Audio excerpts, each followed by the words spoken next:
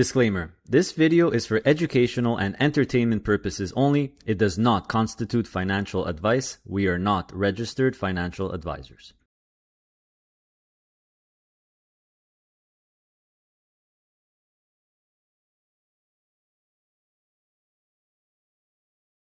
Hey everyone, welcome back to the channel. Caitlin Thompson from Evolve is back. How are you, Caitlin?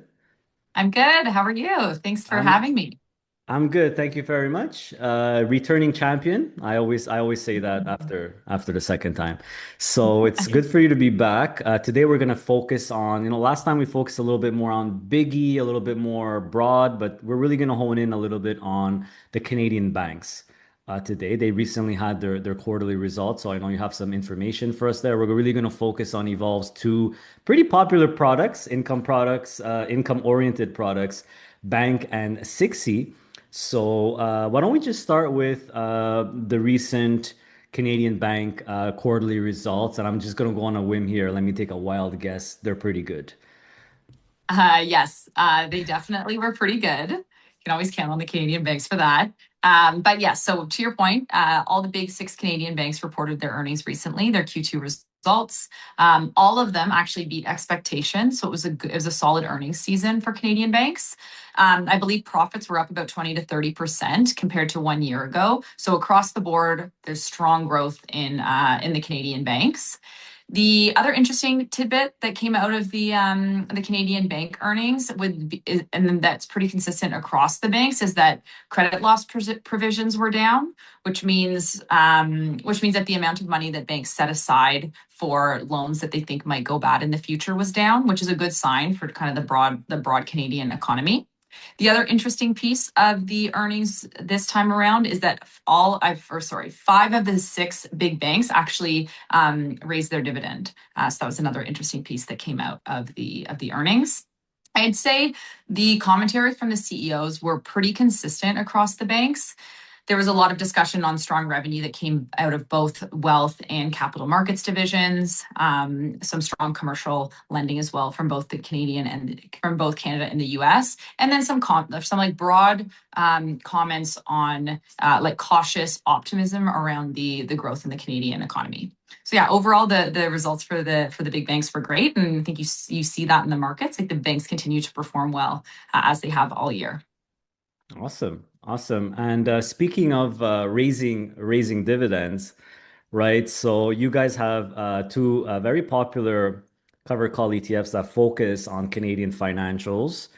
So you have 60 and you also have Bank. So speaking of distribution increase, Bank recently increased the distribution. So it went from, and by the way, you also crossed $1 billion as well. We So you're did. just flying with this ETF here. So the distribution went from 12 cents monthly to 13.2 cents monthly. Was this because of just the strong performance? Does this tie into the banks raising their distribution? I know there's not only banks in here, there's also some life cos.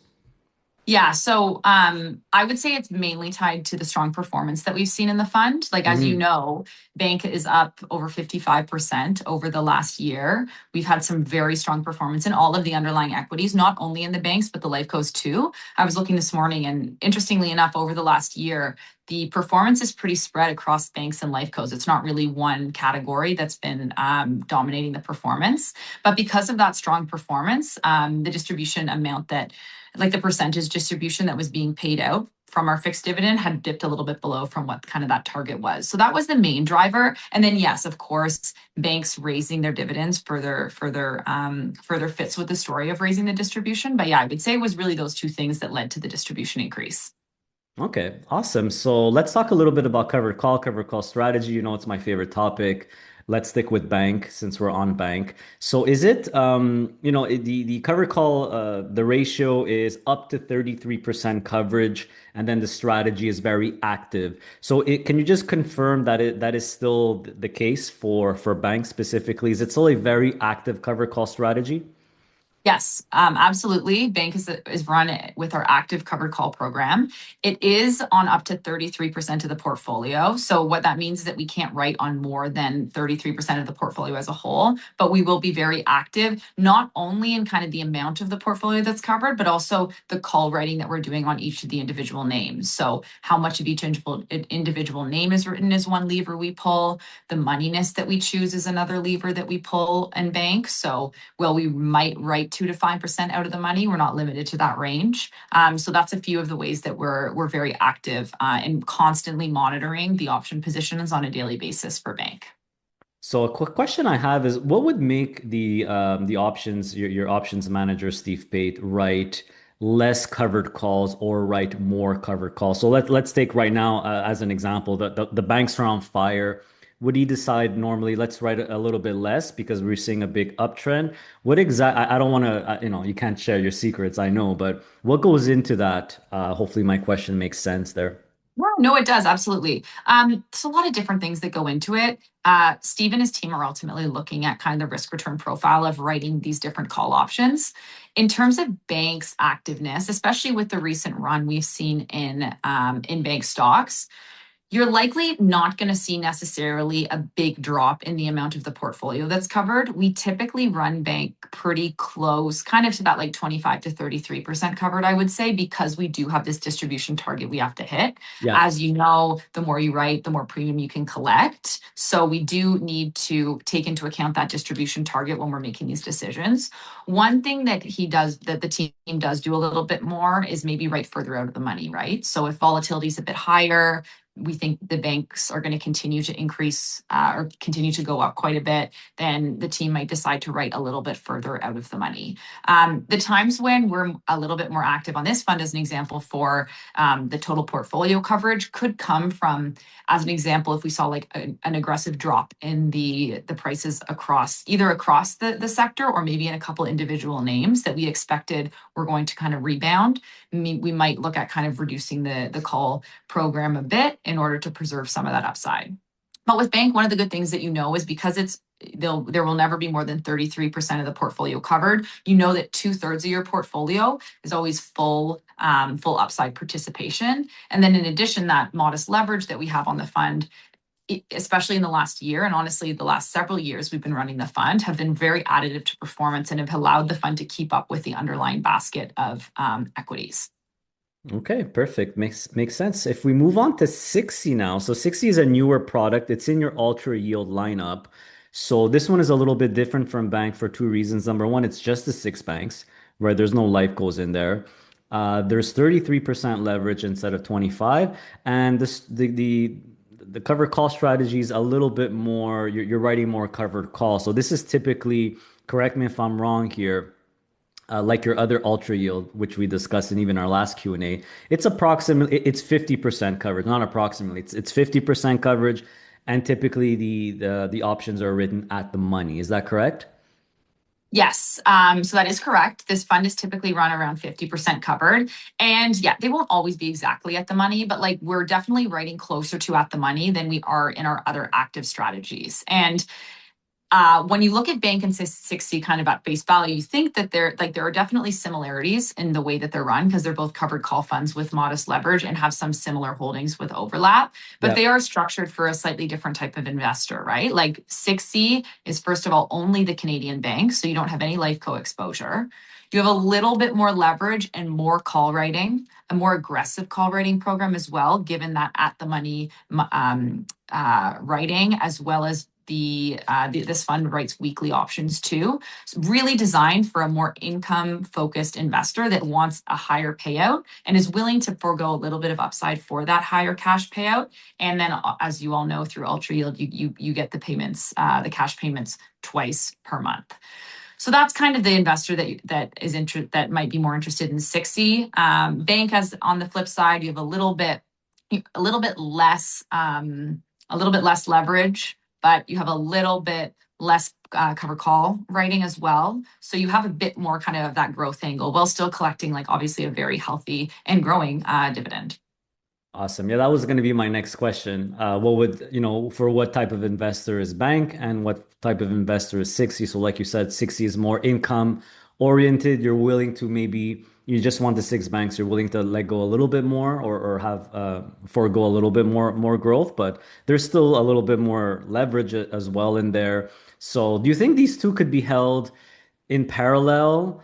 Like, because I've heard from my viewers, I'm trying to decide between bank and SIXY. So I know you kind of explained the differences there, but do you think they could be held in parallel? Do you think that makes sense? Yeah, they definitely can be held in parallel if you want. I think it's really up to the investor Yeah. whether more frequent cash flow and higher cash flow is something that you're more interested in, and then if you want the life co exposure or not, right? Like when you look at the Canadian covered call, or I guess financials sector, there are a lot of assets in just bank only covered call ETFs. A lot of people do love just buying only the banks. Obviously, Yeah. as you know, being a bank holder, life cos have contributed pretty significantly to banks' performance over the years. So they're definitely additive to have in that portfolio. But if you were looking for a pure play bank product, SIXY might be a better option as well. Okay, that makes perfect sense to me. So I want to take a few or go through a few member questions that I had. We'll go through the top ones. The top one by far was, why isn't 60 in your easy ETFs? So in case people don't know, easy is your all-in-one when it comes to your ultra yield. So in there you have Canny, Inti, and Biggie. But 60 is not in there. How come you guys decide to leave that one out, I guess, the question. Yes, we designed Easy to be like a fund of our broad equity covered call ultra yield products. So the reason we didn't include SIXY is because you already get a lot of bank exposure through the Canny holding. Canny is actually about 50 to 55% financials, Hmm. specifically Canadian banks. So you actually are overweight the Canadian banks already in Canny. So adding 60 to the portfolio, well, we could do it. You would be doubling up a little bit on your exposure. The idea with Easy was just going to be kind of this simple product that gave you the entire globe. So you have Canny, which is your Canadian allocation. You have Biggie, which is your US allocation, and you have Inti, which is everything ex Canada and US. That was kind of the reason. The way the prospectus is written, though, is it gives us Evolve the latitude to add any ETFs we might want into the fund. So there's no reason we could not add 60 in the future, or if we do launch any other ultra yield ETFs in the future, there's no reason we couldn't add them to Easy. But for now, it will just be those three ETFs. Okay, cool. And a bank is a monthly distribution. Your ultra yield, all four of them are semi monthly, which has been getting more and more popular in Canada these days. And question number two is, can bank be switched to a semi monthly distribution? So never say never. There's no reason we could not necessarily switch it. But for now, bank will remain the monthly distributing fund. Final question. How happy are you so far with the reception on your new Ultra Yield series? Can we expect more in the future? I know you can't talk about future product, but how happy are you guys with the reception so far? Yeah, we've been really happy. We launched Biggie about 9 months ago. We now have over 600 million across the lineup. I cannot tell you what we have in the pipeline, but I can tell you that we are definitely looking to continue to expand out the ultra yield lineup. Awesome. I did want to say one other thing. I know we kind Sure. of got off of it, but on the bank performance, one thing that I think is interesting and is worth mentioning, I think speaks to especially your group of investors that are big fans of these modestly levered covered call funds. Bank over the last year, as we mentioned, is up 55%. It's Yeah. actually outperformed the underlying basket of equities. So by holding bank, you actually did better than you would have if you just held the underlying equities, which is interesting, obviously, when you look at how well those underlying holdings or the banks and the life cos have done.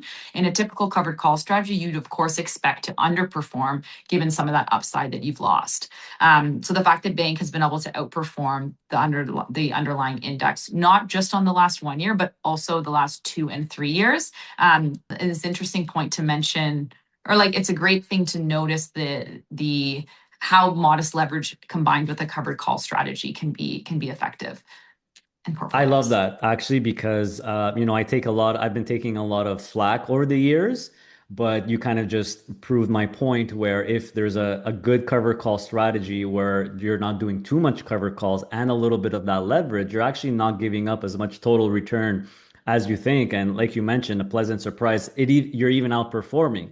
So Yeah. basically, if you would have held those 10 stocks individually on their own versus bank, you're saying that bank with the dividends reinvested, with the distributions reinvested, you would have had more total returns. That's basically what you're saying, right? Outperformance. Correct. Yes, over not just the last 1 year, 2 years, and 3 years as of the end of the month. Yeah. Well, that's a fantastic stat because if you go on the internet and you go on Reddit and etc., the first thing, the first number one, number two, number three criticism of all cover call ETFs, I don't like the fact that they put it all in the same basket. They put all cover call ETFs in the same basket. You'll always underperform the underlying. And I say it's not true because not in all cases, because the cover call space has evolved, no pun intended. And now we have much better strategies out there. We have managers that are specialized with doing covered calls that have been doing it for a long time. And we have these modestly leveraged funds, which kind of, increase. Yes, you're increasing your volatility and your risk, but covered call writing lowers your volatility and your risk versus just holding the underlying. So it kind of balances out. So I've been saying this for a really long time, and it's cool to have some validation and some proof that I say it all the time. Total returns are the ultimate truth. So fantastic stat, and thanks so much for sharing. Of course. Well, thanks so much for having me. I really appreciate being back on, and I look forward to the next time. Yeah, for sure. Maybe we'll talk about technology next time, right? I know it's Great. Very Raj's hot topic. two favorite sectors. He never fight the Canadian banks and the Canadian financials and technology. He said that multiple times on the channel. So maybe we could focus on that because you guys also have some pretty innovative ETFs, income ETFs on technology as well. So looking forward to it. Yeah, that sounds great. Love to. All right, Caitlin. Thanks so much. Appreciate it, and see Thanks. you soon. Bye. Bye bye.